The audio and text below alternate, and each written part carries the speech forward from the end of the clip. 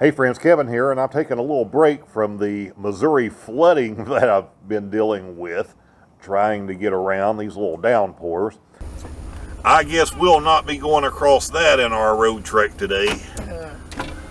And today we're going to talk about insurance as it relates to van life, because this is yet again another thing where I see people giving this wonderful advice in all kinds of online forums, in groups, that's just wrong. The kind of advice that will, if people follow it, will get them in trouble for different things because they won't have the type of insurance that they necessarily need for their van and what they're doing.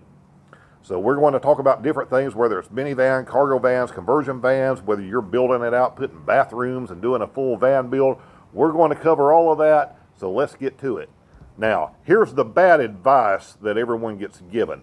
Take your van, whatever it is, and put a sink in it and put a bucket toilet in it, whatever, and convert it so it will be essentially an RV. And you can call your insurance company, and I'm sure they can tell you what that you need to do. Maybe you would have to take it and show it to them. They would have to see what your build is, and they may require, running water. They may require some type of little water tank. Different things to see what those requirements are. And you can actually get your van converted and counted as an RV. Now, I have a minivan, and it is just a minivan with what I have done with it. If you've seen these simple build videos, it is insured as a minivan. That is the end of it. But I also have the large white van, the big Dodge full-size van. Because that thing was professionally converted to begin with, it is listed as an RV. The difference, and you know what you pay for standard little full coverage insurance on a vehicle, depending on what state you're in, it may be $50 or $80 a month on average. If you're in a really horrible insurance state like Michigan, it may be $300 a month for basic full coverage insurance on a vehicle. But on this thing of mine, and the reason people try to push people towards doing RVs, my insurance annually is about $225, and that's full coverage. And the reason it's so low is the expectations of the insurance companies that you're not going to be using it very much. Most people, they have an RV, the fact is they're only using it a few weeks out of a year. That's the reason the insurance is so cheap. So what you have going on is you have all of the experts in forums going, hey, call your insurance company, find out what you have to do with your cargo van. If you have to have a little water tank for this or a black tank for that or whatever, put these things in so you can get your vehicle counted as an RV, and then you will get much, much lower or insurance rates. Instead of paying $1,000 a year or whatever, you'll only have to pay $200 a year for your insurance. Well, that sounds good in theory, but there's a couple of things they're leaving out that's really important.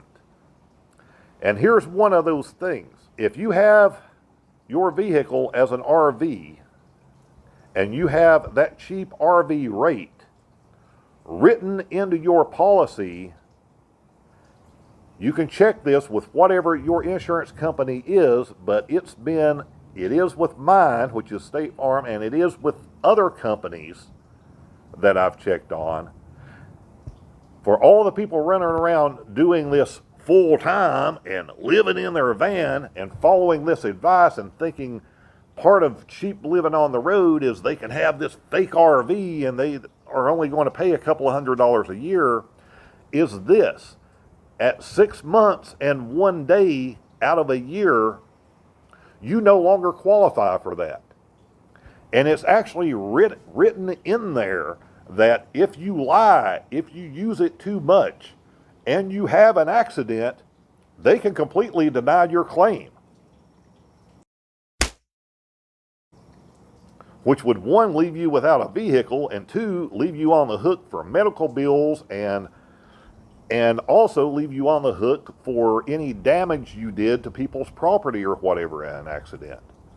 That's the part that they leave out in these forum discussions. 6 months and 1 day. Now, maybe you're thinking, maybe you're in a situation where you're never going to be on the road full time, so this really doesn't apply to you, but it's still good to know.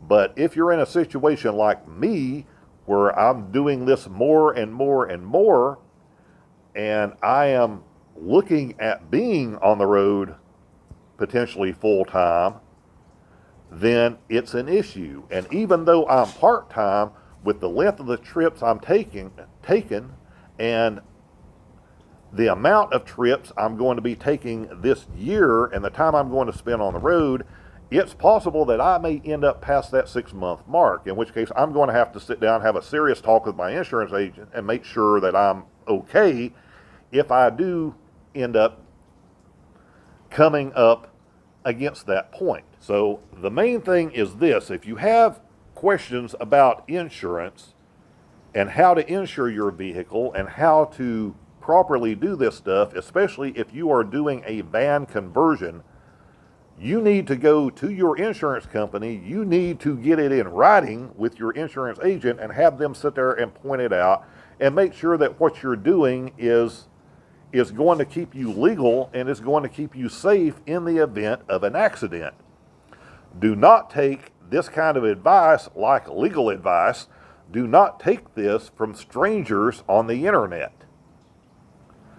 because I can guarantee you that these people pushing this out there as some great thing and trying to get by and beat the system and beat the man, they're going to have other people that listen to them, and those people are going to have accidents, and those people are going to be in trouble. And in an upcoming video, I'm going to detail situations that came about of people who have had accidents on the road while doing van life, and what they had to go through, the extra hassles they had, and how things worked out for them in the end. I don't know how to make this any plainer, so I hope you listen to me on this. If you've seen this stuff in these groups and where these people are pushing this, oh, just do this, this, and this, and lie and tell your insurance company this and tell your insurance company that.